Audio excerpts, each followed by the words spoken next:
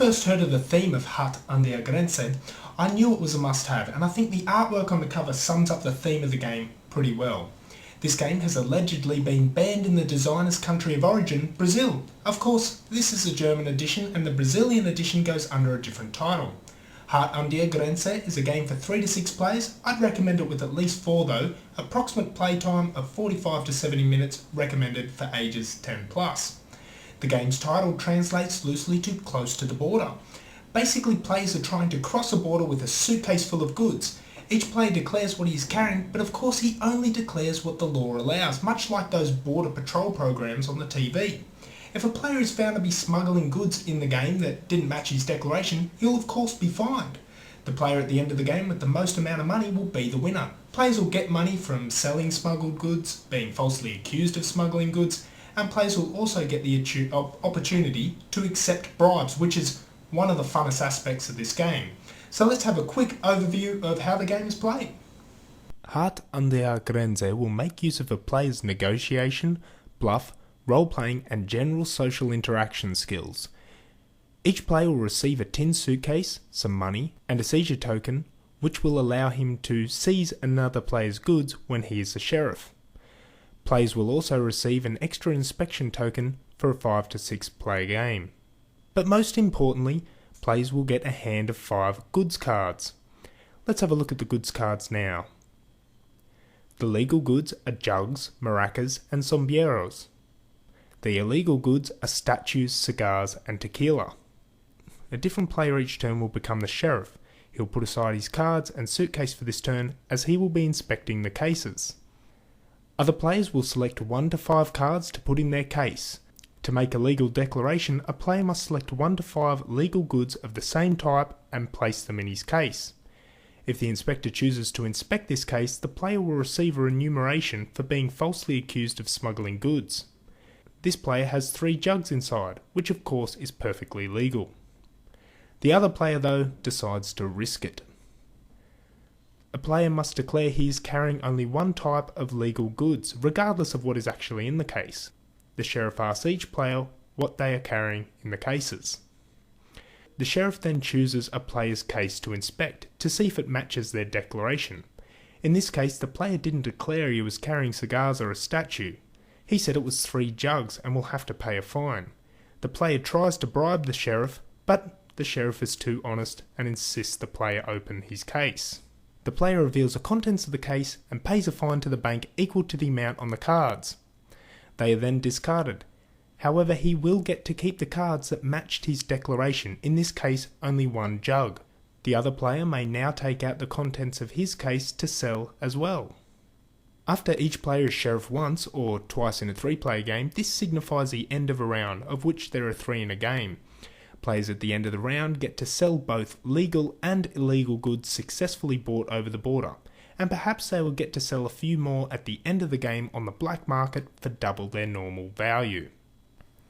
So let's have a look at the things I didn't like so much about the game. The paper money. Well, it's not bad, it's just, I suppose, given the high quality of every other component in the game, this just sort of sticks out. The time involved in playing it. For this sort of game, sometimes a game can feel a bit long, but that's when playing the number of rounds suggested in the rulebook. This is easily fixed though by playing less rounds. The availability. Availability of this game is limited, and it can be sorta hard to get your hands on a copy. Let's have a look at the 3 things that were a big thumbs up. The box. The box was the first thing I noticed, and it has a spot for everything. The components in the artwork are really good.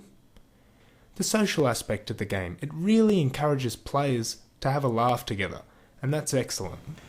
Okay, so that gives you an example of the mechanics, but this game is mostly about the interaction between the players. Having the right participants in your game is the key to enjoying it. The main decisions to be made in the game will revolve around what to smuggle and when, and how much to bribe and when to bribe. Playing the sheriff, you basically choose a player with the worst poker face, and I tell you it can be quite embarrassing when you choose a player that has made a legal declaration and you watch him receive a remuneration. It's devastating. The game will encourage players to roleplay a bit. When we play, we all put on foreign accents when making declarations, negotiating or bribing, and it was probably the funniest game I've ever played in my life. We started off with the typical Australian accents, American, Canadian, French, and then suddenly Yoda joined us at the table. And from there we also started taking on character impersonations like Steve Irwin or Schwarzenegger, Spock, Dr. Nick from The Simpsons. And I think waiting to see what impersonation would come out of a player when he was asked to declare his goods made for some absolutely hysterical moments. I would probably place this game in the party genre, similar to Cash and Guns or Lifeboats. Now, I only give you that comparison to give you an example of what sort of party style game I mean. The last thing I want you to think is that I mean this game is as exciting as, I'm going to say, Trivial Pursuit. Now, when getting a game of this genre, I'm usually aware that replay value can be limited due to the number of players required, and themes can often be considered controversial to some, and the aggressive nature of play. And I mean, you're basically put in a situation where you have to single somebody out. And this style of game, as I mentioned earlier, will require the right crowd. So replay value in short, I know this game is not going to get played weekly or even monthly, but I love having these style of party games in my collection because I know when the right crowd is here, so is the right game. And most of my favourite gaming moments have been from games in this genre. Let's have a look at the components now.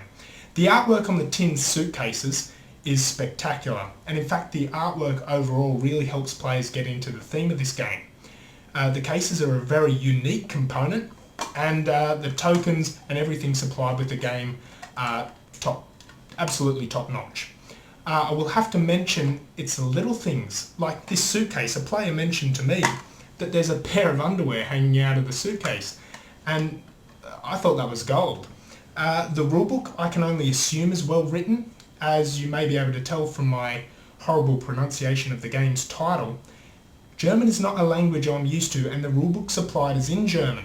So I have printed out off Board Game Geek. A player or a user on Board Game Geek has kindly submitted a rules translation, and at first I had a few issues with this translation. There's a few things I thought were left out, but somebody else has also submitted a player's aid, and in the player's aid a lot of those questions were answered. We've had some very humorous experience with Hart An Der Grenze. Given the components and style of the game, I think there's some real value in this box for me. This game had to be imported from Europe, and this can usually be expensive to Australia. It was €46 for me, including shipping, which is around $70, which is actually quite cheap, so what am I complaining about? Well, it took 2 months to receive due to the shipping option chosen, and if I had opted for a quicker arrival, it would have been about $140, and I'm not sure the game's probably worth that much. It was a long wait, let me tell you, because I was confident in how much fun was coming in the mail. I eagerly waited by the letterbox every day, but it finally arrived and I wasn't wrong or disappointed. All in all, it's a very good game. Thank you for joining me today on another episode of Castelli Reviews, and I hope to see you all again soon.